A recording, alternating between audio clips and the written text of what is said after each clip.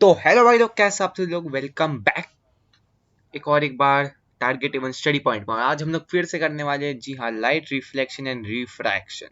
और आज हम लोग सीखेंगे mirror formula and magnification for किसके लिए, जी हाँ, फॉर स्फेरिकल मिरर। तो चलिए जल्दी से जल्दी वीडियो को स्टार्ट करते हैं। हाँ, इस वीडियो में हम लोग एनसीईआरटी के एग्जाम्पल भी प्रैक्टिस करेंगे। तो चलिए जल्दी से जल्दी इस अमेजिंग सी वीडियो को स्टार्ट कर देते हैं।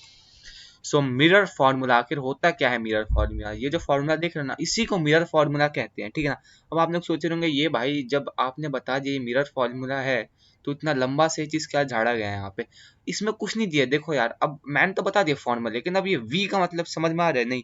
अभी हम लोग इसको पढ़ेंगे और आराम से समझ लेंगे। तो इन स्फेरिकल मिरर, एक स्फेरिकल मिरर में the distance of the object from its pole is called the object distance, ठीक है ना।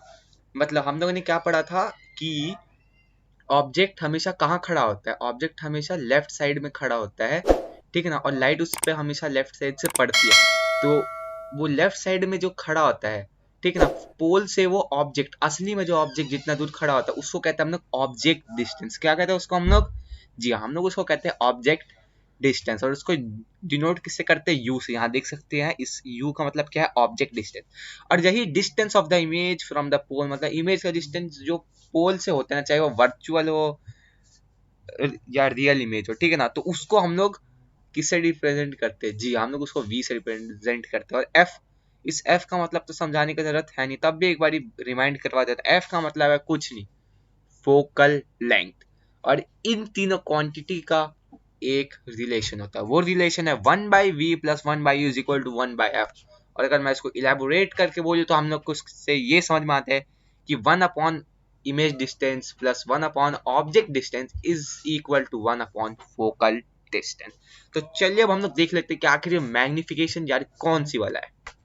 तो मैग्निफिकेशन हम लोग के पास यहाँ आ चुका है। मैग्निफिकेशन के बारे में यहाँ दिया हुआ है, magnification produced by spherical mirror gives the relative extent to which the image of an object is magnified with respect to size of the with respect to object size। अब इसमें यार तुम लोग समझ रहे होंगे, यार ये यहाँ से यहाँ तक ये क्या बोल दिया गया यार, दिमाग में ही नहीं घुसा। देखो भाई, इसमें कुछ खास दिया हुआ है नहीं। इसमें ये बताया ना कि जो मैग्निफिकेशन जब प्रोड्यूस होता है ना स्फेरिकल मिरर से, ठीक है ना, उसका रिलेटिव एक्सटेंट मतलब उसका साइज देखो। अब आप ही लोग सोचो, प्लेन मिरर का मैग्निफिकेशन कितना होता होगा, 1।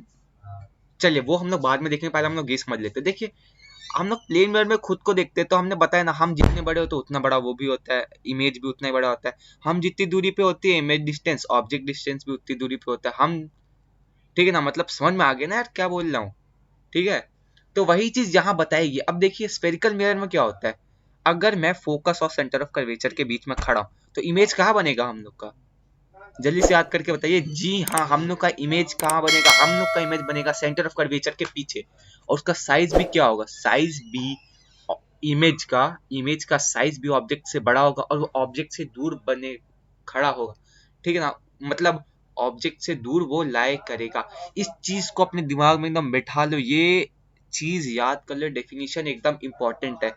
और ये इसको एक्सप्रेस कैसे किया जाता है, ठीक है ना। अब इसको एक्सप्रेस भी तो करना होगा, अब इसको एक्सप्रेस कैसे किया जाता है, तो सिंपली ये, अब इसको एक्सप्रेस क्या आता है, ratio of height of image upon height of object. और इसको हम लोग शॉर्ट फॉर्म में लिख देते हैं m is equal to H dash upon H. इसमें एच डैश हम लोग का स्टैंड करता है हाइट ऑफ इमेज के लिए, और दूसरी तरफ एच हम लोग का स्टैंड करता है हाइट ऑफ ऑब्जेक्ट के लिए, ठीक है। लेकिन मैग्निफिकेशन का और एक रिलेशन है।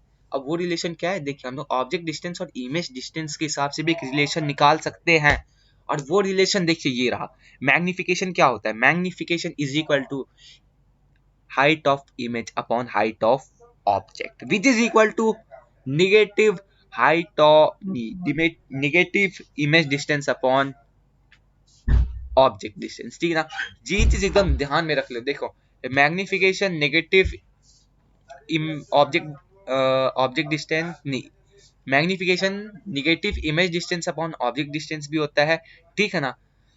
और magnification height of image upon height of object के भी इक्वल होता है। अब और एक चीज देखो, अब हाइट ऑफ इमेज और हाइट ऑफ ऑब्जेक्ट का जो रेशियो होता है ना, वो निगेटिव हाइट ऑफ नहीं, वो negative object distance upon image distance के इक्वल होता है। आई होप ये आप लोगों को समझ आया होगा।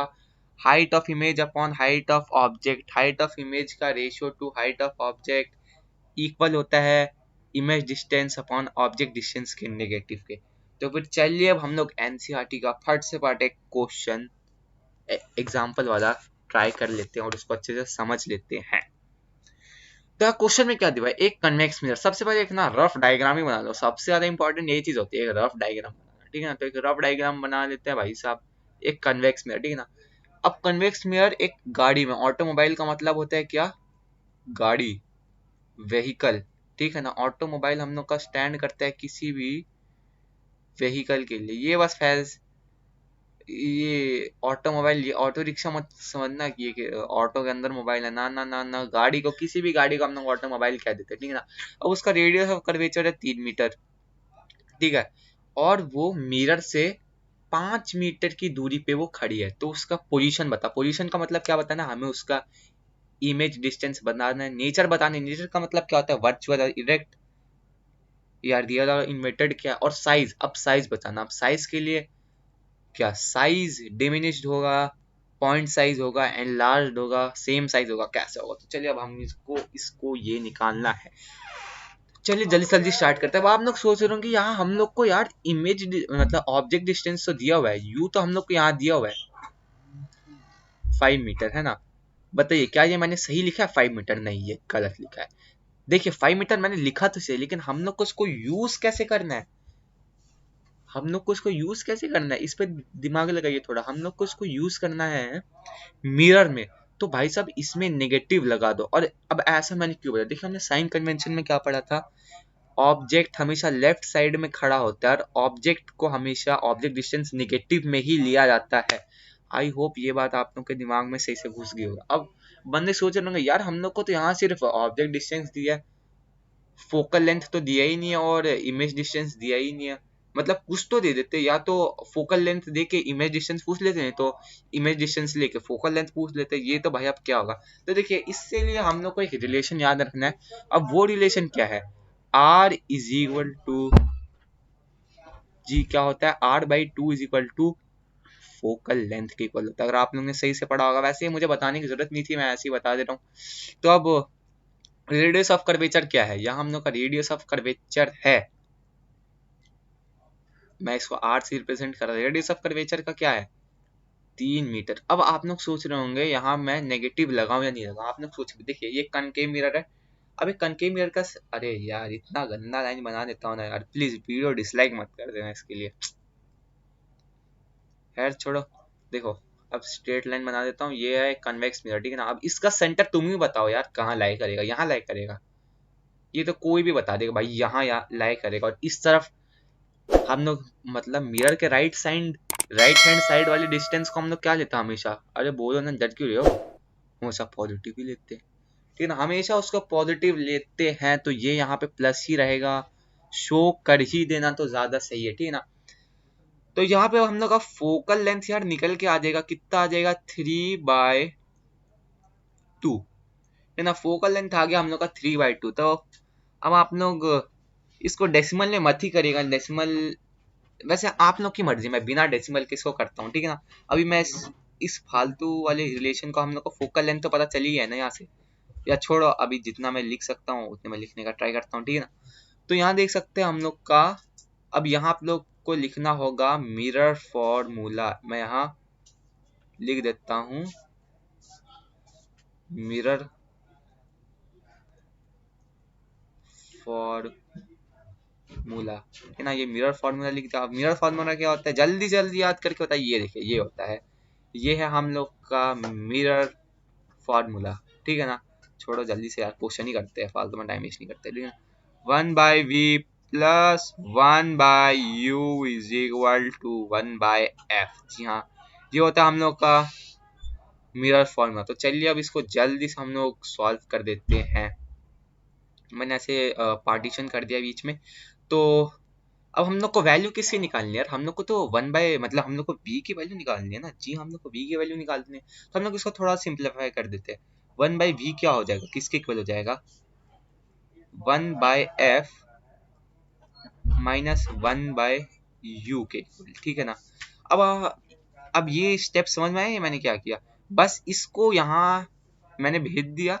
अब इसको यहाँ भेजूंगा तो साइन क्या हो जाएगा, यहाँ प्लस यहाँ जाके निगेटिव हो जाएगा।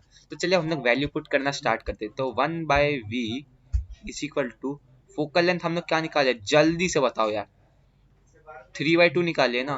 तो यहाँ 3/2 लिखो, और ये 2 यहाँ ऊपर चले जाएगा, ठीक है ना। तो चलिए मैं उसको ऊपर भेज ही देता हूँ जल्दी से, क्योंकि जगह ज्यादा बची नहीं है, फिर इरेज करने में भी टाइम वेस्ट हो ही जाएगा, ठीक है। तो इसको जल्दी से जल्दी अब हम लोग स्टार्ट कर लेते हैं, ठीक है ना।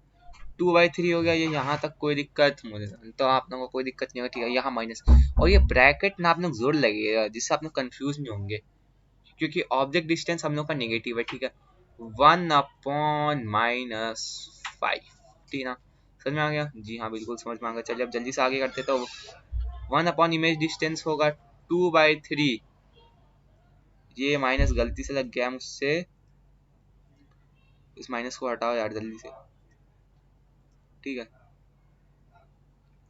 और ये प्लस, देखिए माइनस यहाँ जाके प्लस हो जाएगा, तो 1/5 और 1/v 5। अब एलसीएम लेते हैं, एलसीएम हो जाएगा 15,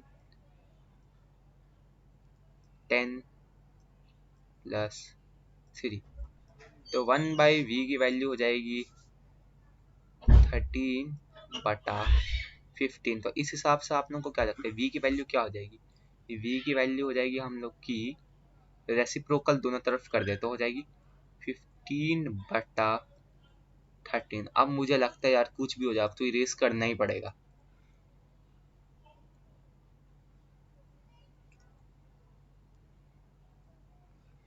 अरे यार कुछ ज्यादा ही मैंने बोर्ड गंदा कर दिया। चलो जल्दी से जल्दी इरेज कर देते हैं, अरे जल्दी इरेज हो जाए यार, नहीं तो बंदे डिसलाइक कर देंगे।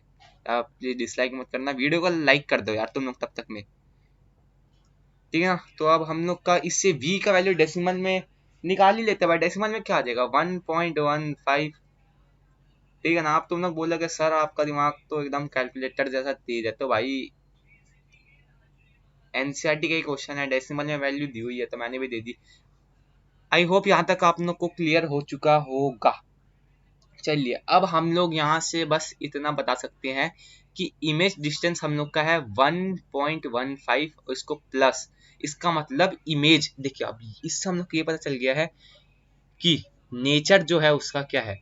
इमेज डिस्टेंस प्लस होने का मतलब क्या है, नेचर है उसका वर्चुअल, ठीक है ना। क्योंकि यार तुम लोग देख ही सकते हो यार, ऑब्जेक्ट यहाँ खड़ा होगा, ठीक है ना, यहाँ ऑब्जेक्ट खड़ा है, ठीक है ना।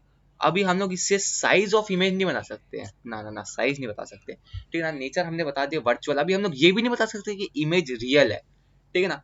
खैर छोड़ो, हम लोग जल्दी से बता देते हैं साइज ऑफ इमेज क्या होता है। मैग्निफिकेशन तो यार तुम लोग को पता ही होगा, मैग्निफिकेशन क्या होता है, m is equal to h dash upon h is equal to -v/u। अरे यार कुछ ज्यादा ही गंदा लिख दे रहा हूँ, ठीक है ना। अब h डैश की वैल्यू क्या है यहाँ हम लोग की, हाइट ऑफ इमेज ही तो हम लोग को निकालनी है ना, बोलो बोलो, हाइट ऑफ इमेज ही निकालनी है ना। तो यहाँ हम लोग का मैग्निफिकेशन पहले निकाल लेते हैं, मैग्निफिकेशन यहाँ पे, तो वो हो जाएगा -1.15 अपॉन -5,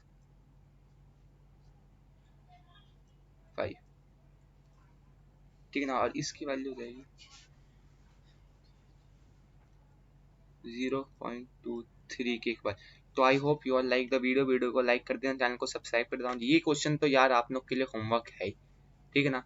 होमवर्क यार जोर से करना है, ठीक है ना। ये होमवर्क अगर समझ में नहीं आएगा, ये एनसीईआरटी के क्वेश्चन वहां से देख के आप लोग समझ सकते हैं, मैंने आप लोगों को अच्छे से समझा दिया क्वेश्चन में यहाँ पे खत्म हो चुका है। लेकिन कभी भी प्लस साइन का मतलब ये होता है कि ऑब्जेक्ट वर्चुअल है, और नेगेटिव साइन का मतलब मैग्निफिकेशन अगर पॉजिटिव होगा, इस मतलब ऑब्जेक्ट वर्चुअल इमेज बना है। और इमेज अगर यही रियल मैग्निफिकेशन की वैल्यू नेगेटिव होगी, इसका मतलब क्या है, नेगेटिव है, ठीक है। ठीक है अब हम लोग, तो बाय बाय।